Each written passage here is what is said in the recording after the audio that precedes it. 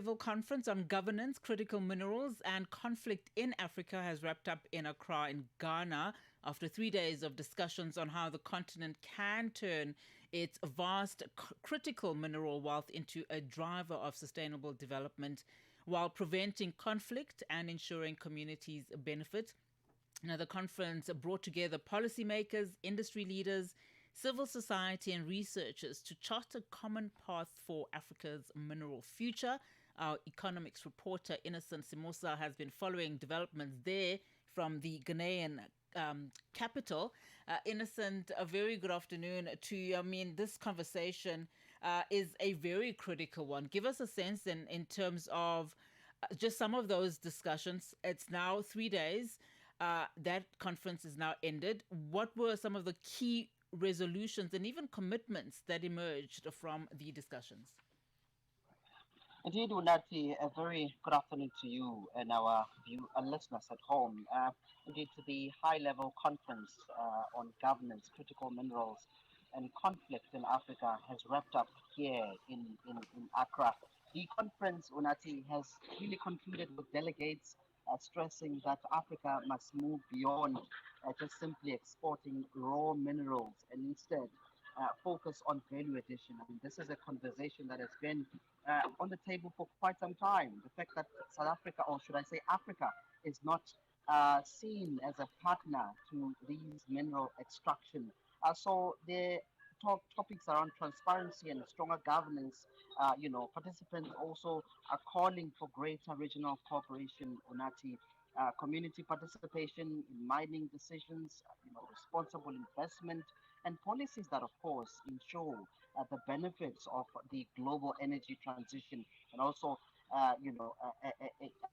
so that they are shared more equitably across the continent. Now, Unati, while many of the discussions, of course, recognize the risk of corruption, environmental degradation, uh, the issue of conflicts linked to critical minerals, there was also a broad agreement from delegates here that with the right governance frameworks, Africa is well positioned to become a leader in the global green economy. So the past 3 days, I must say that it has been really instrumental in dealing with the issues of, formalizing artisanal mining, particularly in the likes of Kenya, where we're seeing that opportunities and technology and calls for also seamless, uh, you know, uh, uh, technology in applications. So governance framework are being also, called upon by communities here,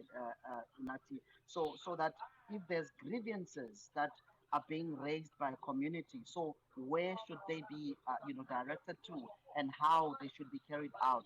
So it has been really an insightful conversation here in Accra, Unati. And I mean, this conference does find the world order slightly shifted. I mean, we are seeing, those geopolitical concerns on all fronts.